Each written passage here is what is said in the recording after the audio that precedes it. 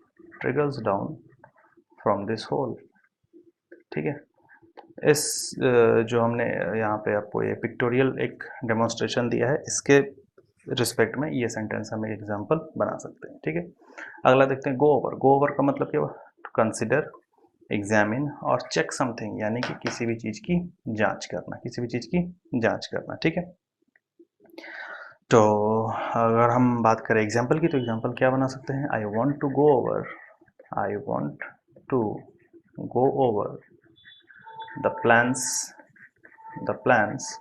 Once again, once again. इसका मतलब क्या हुआ कि मैं एक बार फिर से जो प्लान्स हैं उन प्लान्स को चेक करना चाहूँगा, एक बार फिर से मैं प्लान्स को चेक करना चाहूँगा। ठीक है, तो गो ओवर का मतलब है टू एग्जामिन, टू चेक। ठीक है, तो चलिए आज का ये सेशन हमारा यहीं पे समाप्त होता है। हमने बात की थी कि आज हम लोग 10 चीज़ों को देखेंगे, तो हम लोगों ने 10 में 10 को पूरा कर लिया है। ठीक है, तो हम लोग क्या करेंगे, अब मिलेंगे हम लोग अपने अगले क्लास में। तब तक के लिए हम लोग क्या करेंगे, तब तक के लिए हम दुआ करेंगे कि आपकी तैयारी, उम्मीद रहेगी हमारी कि आपकी तैयारी अच्छी हो, आप अच्छे से प्रिपरेशन कीजिए और ऐसे ही लाइफ में आगे बढ़ते रहिए। ठीक है, मिलते हैं आप लोग अपने अगले सेशन में। तब तक के लिए tata bye bye, take care.